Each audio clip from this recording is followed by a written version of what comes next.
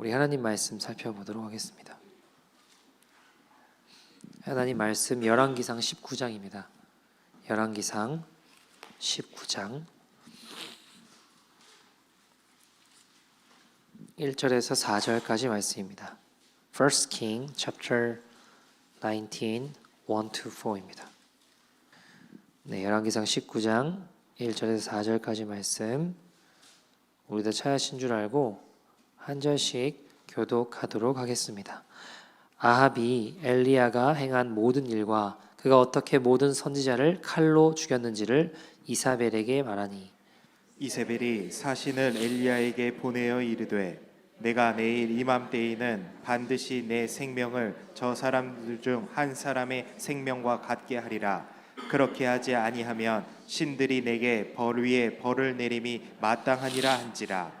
그가 이 형편을 보고 일어나 자기의 생명을 위하여 도망하여 유다에 속한 브엘세바에 이르러 자기의 사환을 그곳에 머물게 하고 자기 자신은 광야로 들어가 하루길쯤 가서 한 로뎀나무 아래에 앉아서 자기가 죽기를 원하여 이르되 여호와여 넉넉하오니 지금 내 생명을 거두시옵소서. 나는 내 조상들보다 낫지 못하니이다 하고. 아멘. 부부 싸움을 한 번도 하지 않은 어떤 부부가 있었다고 합니다. 어떻게 생각하세요? 신기한가요?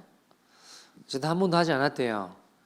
근데 아내는 남편이 굉장히 성격이 이제 좋다고 하고 만나 보니까 연애할 때 보니까 화를 진짜 한 번도 안 내더라고요. 그래서 너무 좋은 사람이다 해가지고 이제 결혼을 했다고 합니다. 신혼여행을 사막으로 가게 됐는데 낙타가 말을 안 들어요. 가다가 탔는데 주저앉아요. 아니 이거 왜 이래? 하는데 남편은 그냥 아무 화를 내지 않고 하나 그러더래요. 기다리다가 다시 낙타가 일어났대요.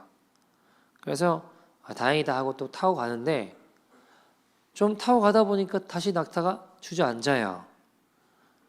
그런데 남편이 채찍질을 한다거나 화를 내지 않고 둘 그러더래요. 또 기다려요. 그래서 이 아내가 그런 생각을 했대. 야, 나 참 결혼 잘했다. 좋은 남편이다. 하고 기다리다가 낙타가 다시 일어났대요. 그래서 이제 낙타를 타고 쭉 가고 있었는데 문제는 가다가 또 낙타가 주저앉는 겁니다. 그러더니 남편이 권총을 꺼내 들더니 바로 낙타를 쏴서 죽이더래요. 그래서 이 아내분이 아니 여보 아무리 그래도 어떻게 총으로 낙타를 죽이냐고 채찍질을 하든지 뭐라고 하든지 해야지 이게 무슨 짓이냐고 화를 내니까 남편이 쳐다보더니 하나 그러더래요. 그래서 다시 아니 지금 무슨 소리 하는 거냐고 뭐 하는 거냐고 하니까 남편이 둘 그러더래요. 그 다음부터 한 번도 싸우지 않았대요. 평생을 싸우지 않았답니다. 여러분 이 부부가 평생을 싸움을 한 번도 안 했다고 행복하다고 할 수 있을까요? 평생을 죽을까 두려워 싸우지 않는 부부의 관계를 우리가 아름답다라고 이야기할 수 있을까요? 그 관계가 사랑에 의해서 형성됐는지 두려움에 의해서 형성됐는지 우리가 생각해 볼 수 있습니다. 그리고 여러분 두려워하면 결국 그 두려움에 사로잡혀 두려워하는 그 일이 우리에게 일어날 수 있다는 겁니다. 욥기 3장 25절에는 이런 이야기를 해요. 내가 두려워하는 그것이 어떻게 해요? 내게 임하고 내가 무서워하는 그것이 내 몸에 미쳤다라고 얘기합니다. 여러분 우리는 이러한 두려움에 끌려다니며 살아가는 경우가 참 많습니다. 멀쩡하게 잘 살다가 배가 좀 아파서 병원에 갔더니 의사가 암입니다. 그럼 어때요? 그 고난 앞에 당연히 두려움이 밀려오기 시작합니다. 관계 좋게 잘 지내다가 싸우거나 오해로 인해 관계가 틀어지면 관계 가운데 상당한 어려움이 생기죠. 그런데 그 대상이 오늘 하루만 보고 말 대상이면 그나마 좀 괜찮을 수 있지만 계속 봐야 되는 대상이면 어떻게 될까요? 야, 이거 어떻게 해결하나 하는 관계의 두려움이 일어납니다. 여러분 요즘 경기가 굉장히 어렵다고 많이 하죠. 많은 비즈니스들이 어려움을 겪고 있습니다. 어젠가 제가 또 뉴스 보니까 그런 거 있더라고요. 국민은행, 한국의 국민은행에서 뭐 AI 이런 거 도입하고 한 200 몇십 명 바로 하루 아침에 잘랐대요. 뭐 그런 일뿐만 아니라 요즘 여러분 아시겠지만 자동차 공장에서는 생산직 근로자를 더 이상 뽑지 않습니다. 아시죠? 다 기계들이 다 만들기 때문에 더 이상 근로자를 뽑지 않아요. 여러 가지 어려움들, 다가올 미래들, 걱정들, 두려움들이 우리 안에 있죠. 요즘 비즈니스들도 많이 어렵습니다. 문 닫을 것 같은 두려움, 손님이 없어 장사 적고 빚더미에 앉을 것 같은 두려움들, 여러 가지 두려움들이 있죠. 여러분, 이 두려움이라고 하는 건 죄짓고 난 인간에게 나타난 처음 반응이었습니다. 아담과 하와가 선악과를 따먹고 불순종하죠. 그때 하나님 말씀하세요. 아담아 네가 어디 있느냐라고 이야기할 때 아담이 뭐라고 아담이 뭐라고 이야기해요? 창세기 3장 10절 보시면 이렇게 이야기하죠. 이르되 내가 동산에서 하나님의 소리를 듣고 내가 벗었으므로 뭐라고요? 두려워하여 숨었나이다. 그게 무슨 말이에요? 하나님 내가 두려워서 숨었습니다 라고 이야기합니다. 죄짓고 난 인간의 처음 일어났던 반응이 바로 두려움이라는 겁니다. 여러분, 죄인인 모든 인류에게 죄짓고 나타나는 반응이 두려움입니다. 이 두려움이 우리에게 나타나는 양상을 보면 두 가지 정도 원인이 있는 것 같습니다. 첫 번째, 잘못된 자기 사랑입니다. 내면에 깊숙하게 들어가 보면요, 지금 내가 누리고 있는 거, 지금 내가 가지고 있는 거, 지금 내가 하고 있는 것들을 빼앗길까봐 하는 두려움이 있습니다. 그러니까 쉽게 말해 내 것을 잃어버릴 것 같은 두려움이 우리 안에 있더라는 것이죠. 내가 누리고 있는 것이 빼앗길 것 같은 두려움이 있더라는 겁니다. 여러분 생각해 보세요. 성경에 보면 사울 왕이 있었어요. 근데 다윗이 등장해서 나라를 구하고 많은 전쟁들을 승리합니다. 근데 동네 애들이 그냥 하는 이야기예요. 사울이 죽인 자는 천천히요, 다윗이 죽인 자는 만만이로다. 그 말을 듣고 나니까 사울이 어떤 마음이 생기는 거예요. 야, 이거 다윗이 더 대단하네. 내가 왕인데 내 자리를 빼앗길까봐 하는 두려움이 다윗을 죽이려고 하는 공격적인 반응으로 나타나요. 여러분, 왜 두려워요? 내 왕권이 다윗에게 뺏길까봐. 다른 사람에게 내 것을 잃어버릴 것 같은 거예요. 결국 나를 내려놓지 못하는 잘못된 자기 사랑이 두려움을 일으키다는 것입니다. 이것은 이제 공격적인 반응으로 나타난다고 했어요. 그럼 반대로 방어적인 반응으로 나타나는 것들도 있겠죠. 두 번째 원인은 과거의 실패, 상처, 아픔을 경험하고 그것이 반복될까봐, 내게 또 일어날까봐 하는 두려움이 있어요. 여러분, 그 코끼리 조련사들이 그렇게 한다고 하잖아요. 새끼 코끼리를 발을 철사에 묶어서 말뚝을 박아 놓는데요. 그러면 아무리 움직이려고 해도 새끼 코끼리는 힘이 없으니까 그 말뚝을 뽑고 나아가지 못한다고 합니다. 근데 문제는 뭐냐? 시간이 흘러서 코끼리가 장성해지고 코끼리가 힘도 세지고, 아니 코끼리 발이 오히려 말뚝보다 큰 것 같아요. 그럼에도 불구하고 코끼리는 말뚝만 딱 박아 놓으면 꼼짝하지 않는다고 합니다. 움직일 생각을 하지 않는다고 해요. 왜 그럴까요? 내가 이미 더 힘이 세고 말뚝을 충분히 뽑을 수 있음에도 불구하고 내가 어릴 때 그 말뚝을 벗어나 보려고 여러 가지 시도를 해보고 노력해봤는데 안 됐다라는 거예요. 그때 안 됐던 기억이 있으니까 커서도 이미 충분히 벗어날 수 있음에도 불구하고 말뚝 박힌 채 살아가더라는 겁니다. 여러분, 어릴 때 실패의 두려움, 실패한 경험들, 상처들, 아픔들, 결국 우리 안에 그 말뚝을 뽑지 못하고 우리가 두려워하게 되더라는 겁니다. 이게 이제 방어적인 반응으로 나타나게 되는데, 주로 관계에 담을 쌓고 혼자 다니거나 혹은 나와 맞는 사람만 교제하려고 해요. 맞지 않는 사람은 욕하면서 비난하면서 나랑 맞지 않는다라고 그냥 자기 스스로에게 체면을 걸어요. 여러분, 근데 성경에 뭐라고 이야기해요? 너희가 사랑할 만한 자만 사랑하면 너에게 무슨 유익이 있겠냐. 이방인들도 예수 안 믿는 사람들도 똑같이 할 수 있다. 주님이 직접 말씀하시지 않습니까? 또는 어떻게 우리가 이 방어적인 태도로 살아가게 되냐면 이중적인 삶을 살아가게 됩니다. 사랑받고 싶은 사람 앞에서와 그렇지 않은 사람들 앞에서 전혀 다르게 행동해요. 전혀 다르게 살아갑니다. 아니면 실제로는 아닌데 괜찮은 척하면서 살아가요. 가면을 쓰고 살아가게 되죠. 여러분, 이 두려움의 끝은 항상 비참합니다. 왜냐하면 성경에 의하면 두려움에는 형벌이 있다라고 이야기합니다. 요한일서 4장 18절 같이 한번 읽어볼까요? 시작. 사랑 안에 두려움이 없고 온전한 사랑이 두려움을 내쫓나니 두려움에는 형벌이 있음이라. 두려워하는 자는 사랑 안에서 온전히 이루지 못하였느니라. 자, 두려움에는 형벌이 있대요. 여러분, 두려움은 사단이 우리를 자꾸 속여요. 자꾸 두렵게 만들어서 아무것도 못하게 하고 결국 그것이 주님께로도 나아가지 못하게 만든다는 거예요. 이게 중요한 포인트입니다. 우리가 지금 예수님과 멀어지게 하는 죄를 살펴보고 있는데 이 두려움이라고 하는 것이 결국 사단의 속임으로 말미암아 하나님이 정말 슬퍼하고 싫어하는 것 뭐냐면 우리가 죄를 지어서가 아니라 그 죄를 계속 묵상하고 죄 지은 나를 계속 핥아가며 너는 할 수 없다고, 너는 불쌍하다고, 너는 버림받았다고 자기 연민에 빠지게 만드는 거예요. 그래서 하나님을 신뢰하지 않는 겁니다. 여러분, 하나님을 신뢰하지 않잖아요? 그러면 결국에는 사람만 의지하게 됩니다. 왜요? 사람만 두렵거든요. 하나님을 경외하고 하나님을 두려워해야죠. 그러나 이 문제는 뭐냐면 세상만 두려워하고 사람들만 두려워하니까 사람들만 의지한다고요. 하나님 보이지 않아요. 자기도 모르게 기도하는 게 아니라 사람의 방법, 사람의 수만 의지하게 됩니다. 여러분, 사울 왕이 위기가 올 때마다 하나님을 찾는 듯 보이지만 사람을 찾아요. 사람을 의지합니다.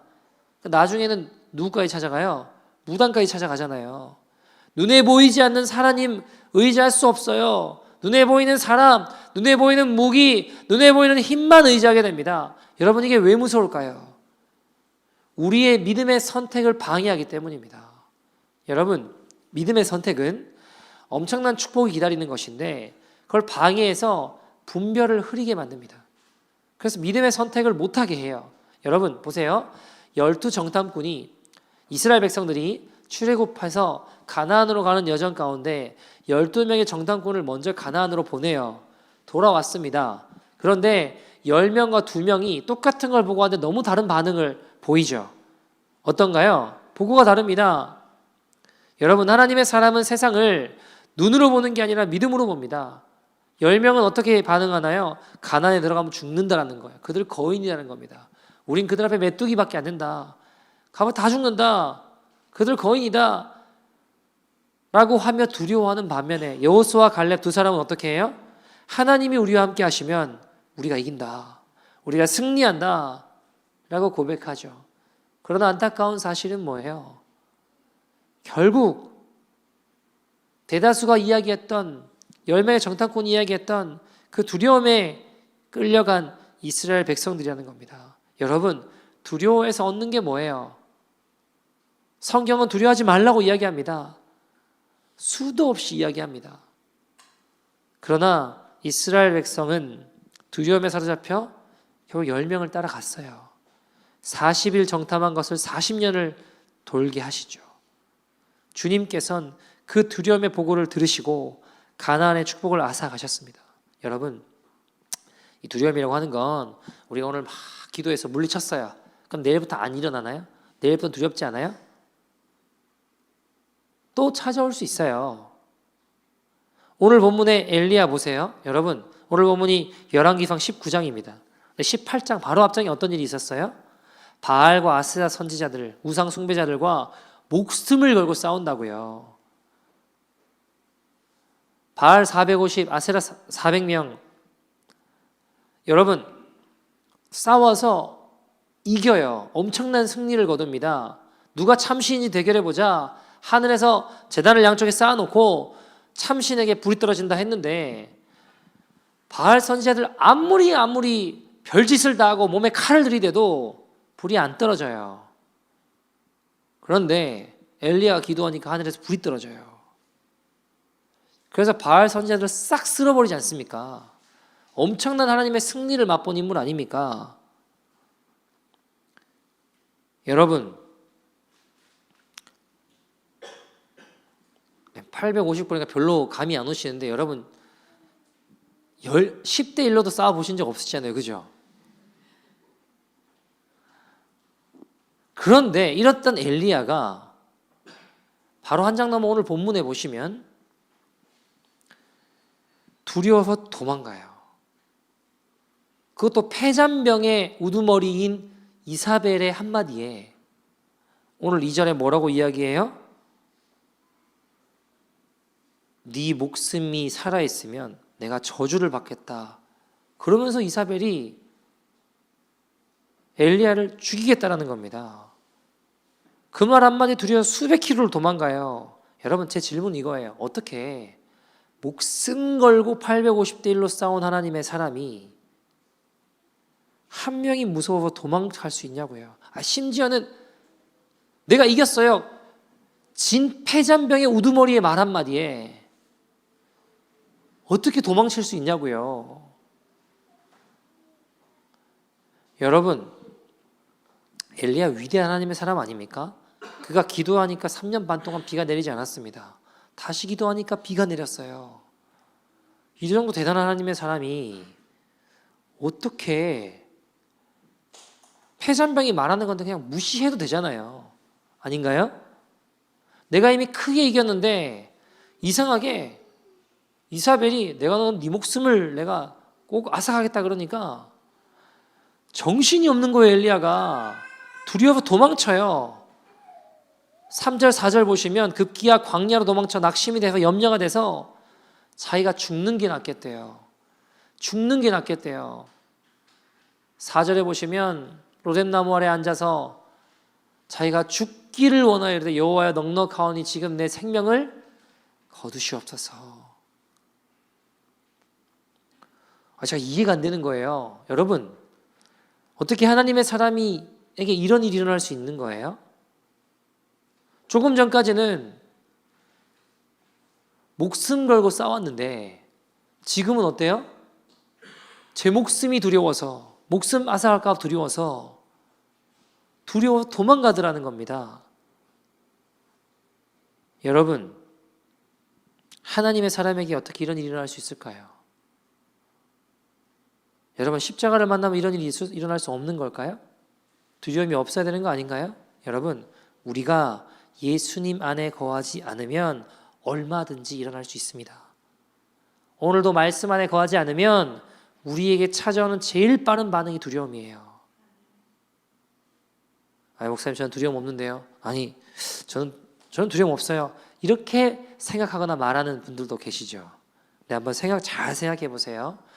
두려움에 파생되어 일어나는 감정이 염려라는 거예요. 염려하고 있다면 이미 두려움에 넘어가 있는 거예요. 사업한 비즈니스 하면서 염려해요. 이 사업이 잘 될까? 건강 두려워해요. 병원에서 검진 받는데 뭔가 있습니다. 이런 소리 들을까 봐 검진도 못 받아요. 여러분 재미있는 사실은요. 병에 대해서 일반인들이 더 두려워할까요? 의사가 더 두려워할까요? 의사들이 더 두려워하는데 왜 그럴까요? 병에 대해서 더 잘 알아서요. 더 잘 알아서요. 항암했는데 안 낫는 것도 많이 봤거든요. 그래서 더 두려워합니다. 이상하죠? 더 많이 알면 알수록 더 배울수록 더 두려워합니다. 자녀들을 생각하는 부모님들 다 염려해요. 얘가 잘못되면 어떡하나? 얘가 잘못되면 어떡하나? 다 두려워합니다. 내게 염려가 있다면 두려움에 있는 거예요. 여러분, 이 두려움은 피한다고 해결되지 않습니다.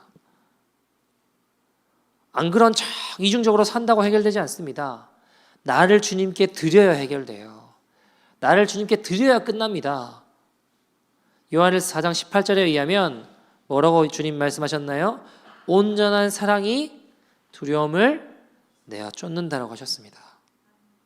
부끄럽고 초라해도 주님의 사랑 앞에 나아갈 때 두려움은 떠나갑니다. 구원자이시고 치료자이신 주님 앞에 나아갈 때 주님이 우리 안에 새 일을 행하시는 거예요.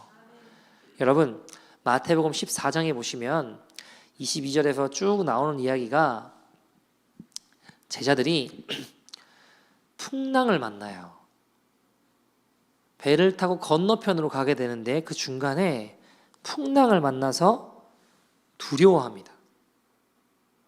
죽을 위기에 빠졌어요. 근데 제가 또 이게 이해가 안 되는 게 엘리야처럼 여러분 보세요. 바로 앞에 14장 13절에서 19절 말씀 보시면 어떤 일이 있냐면 오병이어의 사건이 나타나요. 보리떡 5개 물고기 2마리로 5,000명이 넘는 많은 사람들을 먹이시는 주님의 그 기적의 현장, 그 하나님의 은혜, 엄청난 하나님 역사를 경험했던 현장이에요. 그런데 그런 은혜를 경험했음에도 불구하고 지금 돌아서 풍랑이 일어나니까 바로 제자들이 두려워하는 거예요. 여러분, 근데 이게 우리의 모습 아닌가요? 바로 어제, 한 달 전에, 1년 전에 생생하게 함께 하시고 역사하셨던 하나님을 경험하고 어느 날 우리의 삶의 흔적조차 없이 사라져버리는 상황. 여러분, 두려움은 우리 삶에 늘 일어납니다. 문제는 우리가 두려움이 일어날 때 오병이어를 기억하지 못하고 850명의 우상 숭배자들을 이기시고 하늘에서 불이 떨어지게 하신 주님을 잊어버리는 거예요. 주님이 보이지 않는 겁니다. 그래서 마태복음 14장 26절 보시면 제자들이 주님이 보이는 게 아니라 뭐라고 생각해요? 그가 바다 위로 걸어오심을 보고 놀라 뭐라고요? 유령이다 하여 무서워서 소리를 질렀대요. 주님이 보이는 게 아니라 유령이다 생각하고 여전히 두려워하고 소리를 질렀다고 하잖아요. 여러분, 우리에게 찾아오는 여러 가지 유령들이 있을 수 있습니다. 여러 가지 두려움들이 있습니다. 돈에 대한 두려움, 관계에 대한 두려움, 상실에 대한 두려움, 죽음에 대한 두려움. 그 가운데 우리는 유령 같은 그 두려움의 대상만 보이십니까? 아니면 이 모든 풍랑을 잠잠케 하실 예수님이 보이십니까? 여러분, 우리도 두려울 때 할 말이 있어요, 없어요? 할 말 있죠. 어쩔 수 없었다고. 상황이 그랬다고. 여러분, 지금 제자들 왜 물리로 갔는지 아세요? 배 타고 건너오러 간 분이 누군지 아세요? 예수님이에요. 22절 말씀 보시면요. 보세요. 예수께서 즉시 제자들을 재촉하사 자기가 무리를 보내는 동안에 배를 타고 앞서 건너편으로 가게 하셨다고 하잖아요. 자, 배 타고 건너가란 분 누구예요? 예수님이요. 예수님 말씀대로 순종해서 한 거예요. 근데 뭘 만나요? 풍랑을 만났다고요. 주님 말씀에 순종했는데 풍랑을 만난 겁니다. 그러니까 할 말이 있죠. 주님 하라고 해서 했는데 풍랑이 일어나면 어떡합니까? 여러분, 이 풍랑이 잠깐 일어난 게 아닙니다. 이게 몇 시간 동안 계속된 거예요. 여러분, 예수님 언제 나타나셔서 제자들을 구원해 주셨나요? 25절 보니까 밤 사경이라고 이야기해요. 25절 보시면 사경이에요. 사경이라는 표현은요, 요즘으로 따지면 새벽 3시에서 6시 사이입니다. 그럼 적어도 3시간 이상을 제자들이 풍랑 가운데 죽을 고생을 한 거예요. 근데 충격적인 게 뭔지 아세요? 동일한 사건을 기록하고 있는 마가복음 6장 48절 보시면 예수님은요, 그 상황을 보고 계셨다라고 이야기해요. 보고 계셨다. 힘겹게 노젓는 것을 보시고 보고 계셨대요. 가만히 내려다보고 계셨다라는 거예요. 꽤 오랜 시간 동안 제자들은 풍랑을 만나서 지금 막 죽을 것 같은데, 죽을 위기에 있는 제자들, 예수님 빨리 가서 구해 주셔야 되는 거 아니에요? 아니, 누가 가라고 하셨어요? 예수님 가라고 했는데 그 풍랑 가운데 빨리 가서 구해 주셔야죠. 왜 가만히 지켜보고 계시냐고, 내버려두고 계시냐고요. 얼마나 당황스러운 일입니까? 아니, 예수님 잘못 판단하셔서 풍랑이 가라고 했는데 일어났으면 빨리 와 수습해 주셔야지. 왜 가만히 방관하고 계시냐 이 말입니다. 여러분 정말 우리 인생이 힘든 게 뭔지 아세요? 제자들처럼 고통 가운데 주님이 그냥 내던져 놓으시고 방관하시는 것 같은 그럴 때들이 우리 인생에 있지 않냐라고요. 주님이 고난 가운데 빨리 해결해 주셔야죠. 지금 뭐 하시는 거? 살아계시는 한 겁니까? 자기가 뭔데 하나님 생사 여부를 판단해요. 우리 그렇게 기도할 때 있잖아요. 너무 괴로우니까 지금 나타나셔서 이 풍랑을 해결해 주셔야지. 뭐 하시는 겁니까? 여러분 아무리 가슴을 치며 부르짖어도 눈물이 바닥을 적시도록 울어봐도 불철주야 기도를 해봐도 많이 듣고 계시면서 왠지 방치해 놓으시는 것만 같은 주님 때문에 마음이 답답하고 힘들 때가 솔직히 한두 번이 아니잖아요. 여러분이 납득이 되세요? 주님 말씀대로 하면 축복받아야죠. 다 잘 돼야 되는 거 아니에요? 여러분 만약 입장 바꿔놓고 생각해 봅시다. 여러분 말씀대로 순종했는데 죽을 위기에 처했어요. 얼마나 기가 막힙니까? 순종해서 배 타고 가다가 풍랑 만난 제자들 심정이 아주 복잡했을 겁니다. 두려움은요 아주 극도로 일어나는 순간 아닙니까?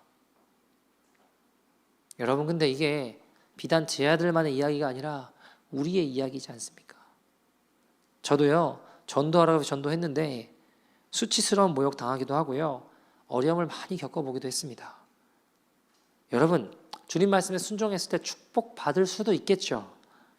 그러나 그렇지 않은 경우도 많습니다. 왜냐하면 중요한 게 그게 아니거든요. 그게 중요한 게 아니거든요. 그게 중요하다고 생각하는 건 예수를 잘못 믿고 있는 거예요. 사람이 풍랑을 겪으면 내가 무엇을 붙잡고 있는지가 여실히 드러나게 됩니다. 붙잡을 것이 많은 나의 인생에 철저히 주님만 붙잡을 수 있도록 내 모든 힘이 다 빠질 때까지 풍랑이 일어납니다. 내 힘, 내 노력, 내 능력 철저히 다 부서지고 나의 무능함을 깨닫게 될 때 그때 주님이 나타나세요. 그래서 내 모든 것이 죽고 주님이 온전히 사실 모습이 되는 겁니다. 그래서 이 밤, 이 사경은요 내 끝이 하나님의 시작이 되는 시간이 되는 겁니다. 그 죽을 위기에 내 의지, 내 노력이 다 끝날 때 주님 나타나셔서 말씀하시는 거예요.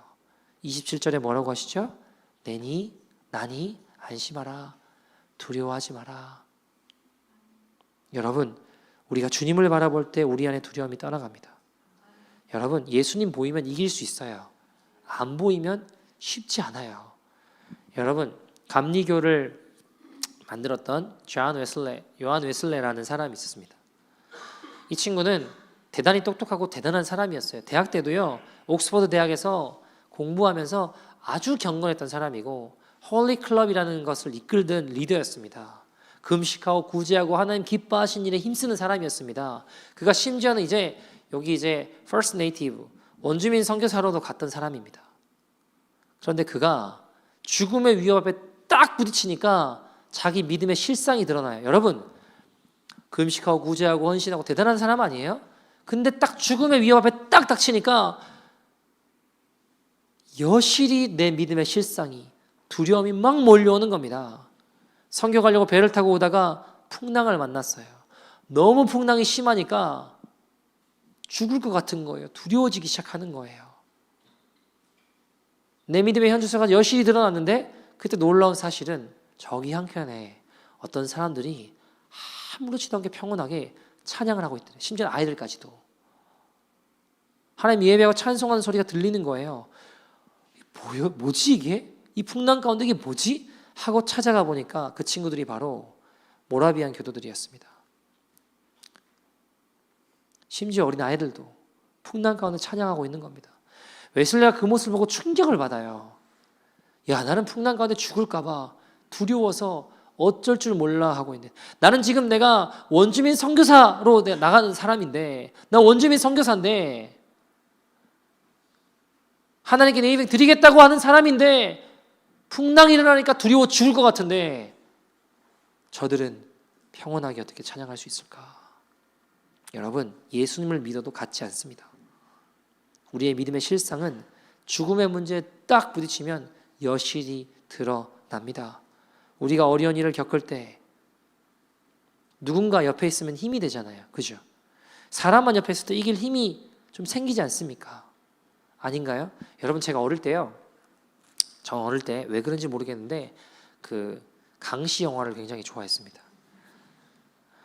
그걸 보면 무서운 건데 그걸 왜 좋아하는지 지금 생각 이해가 안 되는데 그걸 보고 나면요. 자다가 화장실을 가고 싶다거나 물을 마시러 주방에 못 가요. 강시가 있을까 봐. 물리면 나도 강시가 되잖아요. 근데 강시가 되면 안 되잖아, 나도. 그래가지고 어떻게 해야 되나? 그래서 아빠를 깨워요. 아빠, 부엌에 강시가 산다고. 나 물 마시고 싶은데 나도 물리면 어떡하냐고. 무섭다고, 두렵다고. 그럼 아버지는 한숨을 푹 쉬시면서 앞장 서서 가셨어요. 어떤 두려움의 기색도 없는 아빠는 아빠와 같이 가요. 저는 주방에서 물을 마시고 있는 아버지를 보면서 이렇게 생각했습니다. What kind of a man is this? 도대체 이 사람은 뭔가 아빠에게는 별일도 아닙니다. 그러나 제게는 굉장히 위대해 보였습니다. 여러분, 풍랑 가운데 두려움에 떨고 있는 제 아들에게 주님이 가까이 오셨어요. 그러니 그 두려움의 대상이 풍랑이 잠잠해졌어요. 제 아들도 똑같이 생각하지 않았을까요? What kind of man is this? 저희 아버지가 강시를 무서워하는 저를 보듯이 주님이 우리의 두려움을 그와 똑같이 보고 계십니다. 우리의 삶을 막고 있는 그 모든 두려움을 주님은 똑같이 보고 계세요. 저희 아버지 같은 주님이 함께 하세요. 여러분, 아버지와 함께 있어도 이길 힘이 생겨요. 그러면 하나님이 함께 해주시면 어떨까요? 그래서 하나님이 이 땅에 우리와 함께 해주시러 오셨지 않습니까? 여러분, 예수님의 이름이 구원자, 저의 백성을 죄에서 구원할 자라는 이름이에요. 그 또 다른 이름은 임마누엘입니다. 무슨 뜻인가요? God is with us. 하나님 우리와 함께 하신다. 인생의 풍랑을 만나면 우리의 시선이 풍랑으로 향하는 순간 두려워집니다. 그러나 그 풍랑을 잠잠케 하시는 예수님께 향하면 우리 승리할 수 있습니다. 자, 여러분, 풍랑 가운데 베드로가 예수님께 가기로 결정을 합니다. 28절 보시면 베드로가 그 풍랑 가운데 예수님이 오시는 걸 보고 베드로가 이제 가요. 예수님께. 그런데 우리 마음이 참 따뜻하게 해주는 베드로. 여러분, 그냥 그대로 주님께 잘 갔더라. 그러면 별로 우리 마음이 따뜻해지지 않잖아요. 그죠? 근데 베드로가 어떤 일이 일어나요? 역시 우리 마음을 따뜻하게 해주는 베드로 형님은 주님을 보고 가다가 29절에서 30절 보실래요? 주님을 보고 가다가 다시 두려움이 몰려와서 어떻게 해요? 물에 빠져요. 그죠? 우리 모습 같잖아요. 근데 여러분 한번 생각해 보세요. 몇 걸음 가다가 주님을 보고 몇 걸음 가다가 다시 두려워져서 물에 빠졌어요. 그러면 그 풍랑 가운데 내 목숨을 부지하고 내게 안정감을 줄 수 있는 건 배 아닙니까? 몇 걸음 안 갔으니까 그럼 배로 돌아가야죠. 그죠?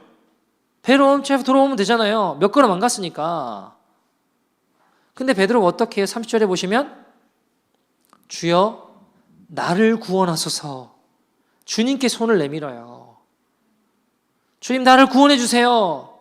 여러분, 베드로는 나에게 안정감을 줄 수 있는 배라는 경계선을 넘어서 주님께 나아가더라고요.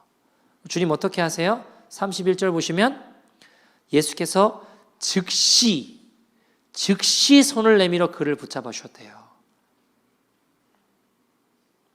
믿음이 작은 자야 왜 의심하냐?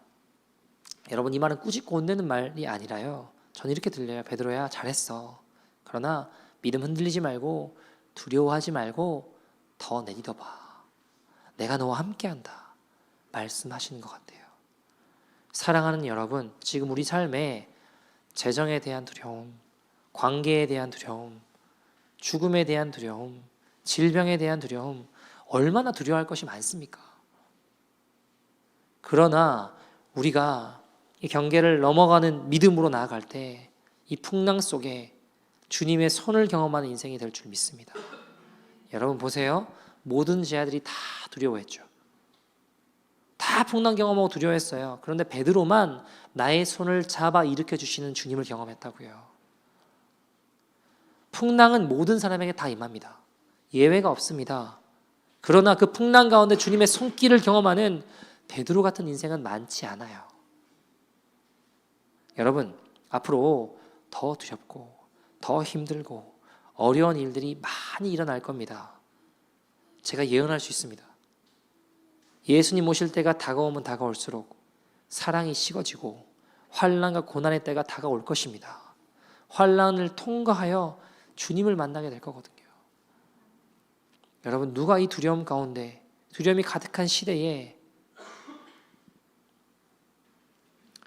그 경계선을, 나의 경계선을 넘어서는 믿음으로 주님의 손길을 경험하시겠습니까? 여러분, 엎어져도 괜찮아요. 또 물에 빠져도 괜찮습니다.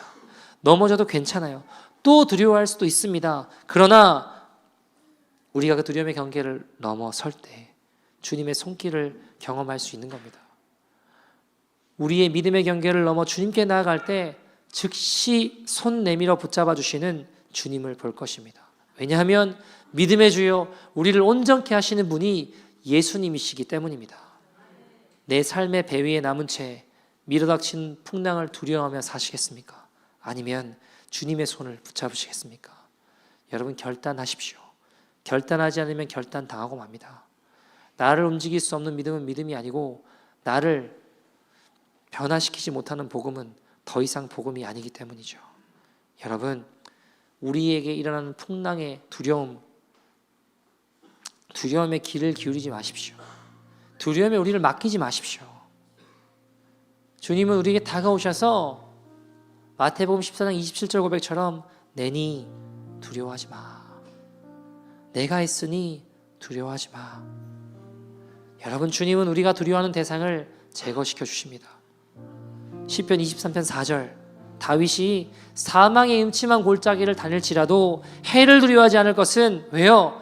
주님께서 나와 함께 하시기 때문입니다. 여러분, 주님이 안 보이면 두려워지는 거예요.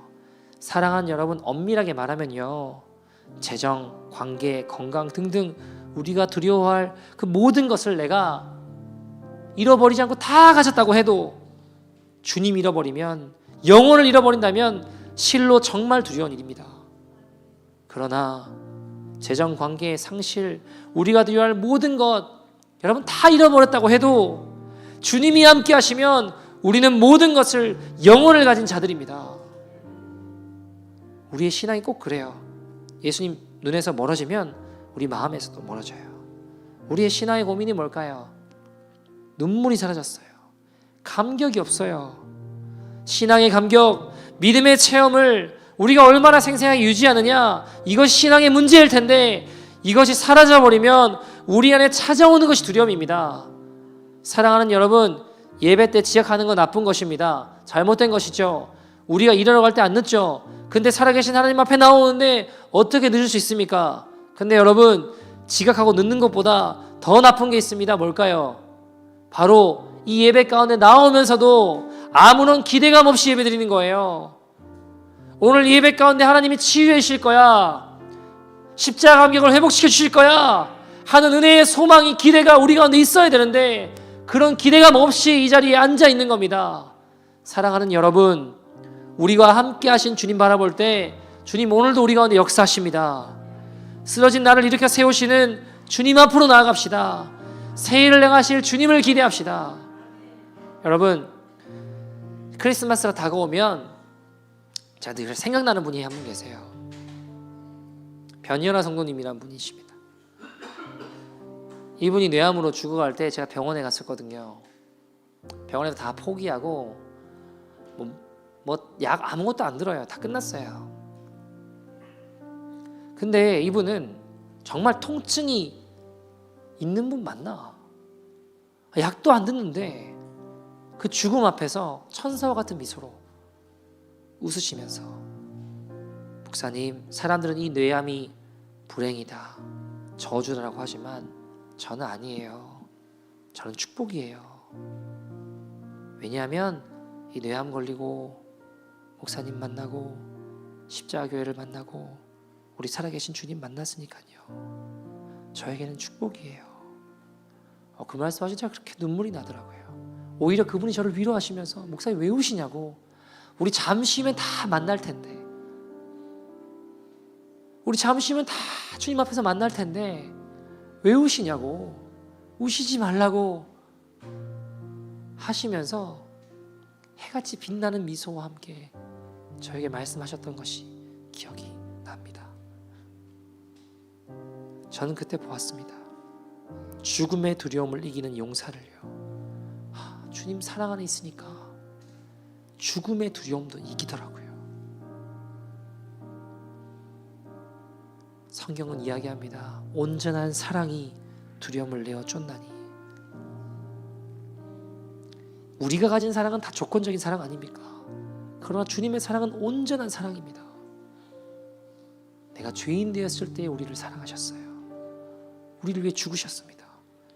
그 주님의 사랑만이 두려움을 내어 쫓는다라고 성경은 이야기합니다.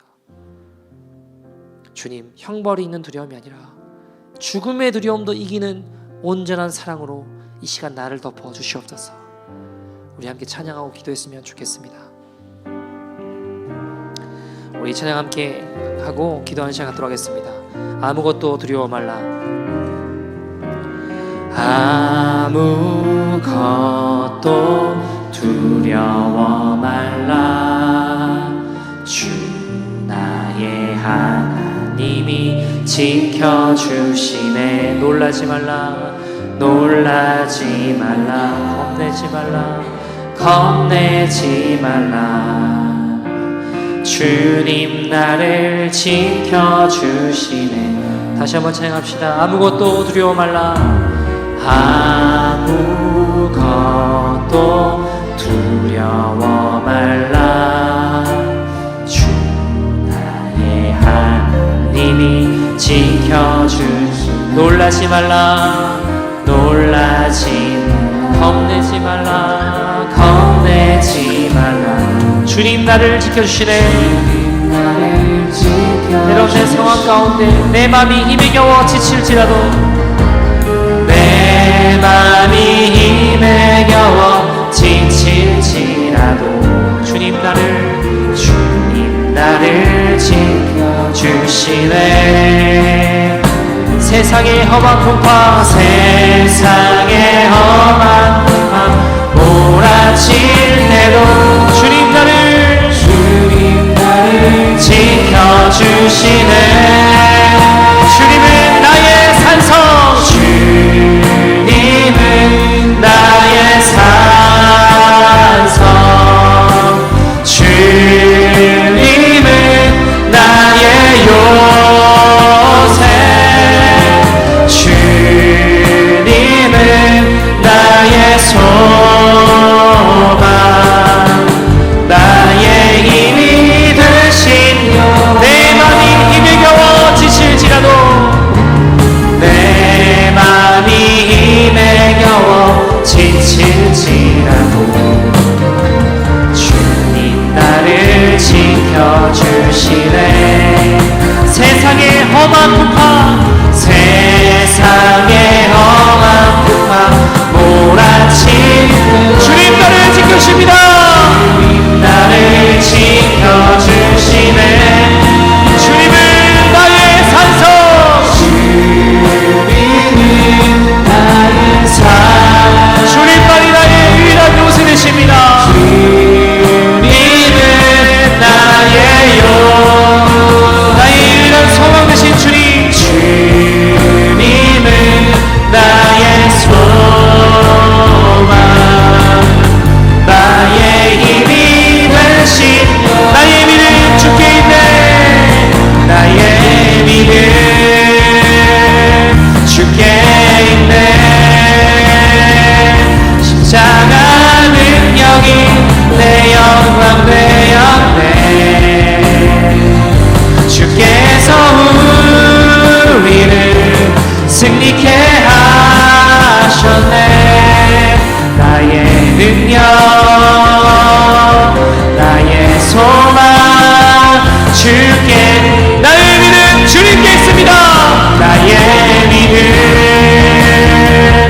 주께 있네. 십자가 능력이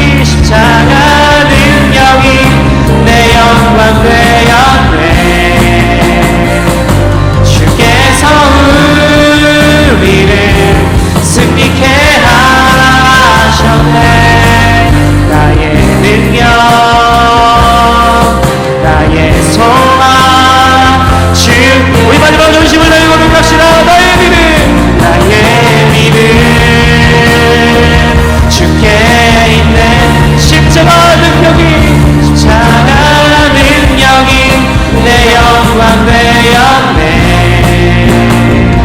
주께서 우리를 승리케 나의 능력, 나의 소망 주께 있네. 사랑하는 여러분, 우리의 현실에 주저앉을 수밖에 없는 상황이십니까? 내가 할 수 있는 것이 아무것도 없습니까? 그러나 내 현실에 좌절할 수밖에 없는 두려움의 경계를 넘어 주님께 나아가십시오. 때론 죄짓고 엎어지고 넘어지는 것밖에 할 수 없지만 또 물속에 허우적대고 또 바다 가운데 엎어질 수밖에 없는 염려와 걱정 가운데 있는 인생이지만, 여러분 엘리야처럼 차라리 나를 죽여달라고 한탄할지라도 베드로처럼 또 두려워 허우적대며 나는 안되나 여기까지인가 끝났고 나는 순간이 있지만, 여러분 우리가 갈 곳이 주님밖에 없지 않습니까? 우리가 할 곳이 주님밖에 없지 않습니까?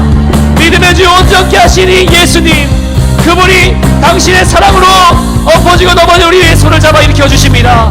지금도 여전히 풍당은 계속되고 있습니다. 지금도 이사벨 같은 두려움 때문에 내가 죽을 것 같습니다. 그러나 믿습니다.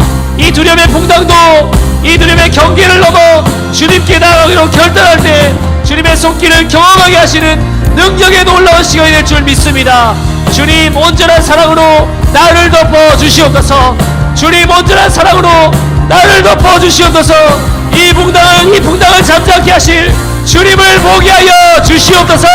우리 다같이 주의 이름 부르고 통성으로 기도하겠습니다. 주여!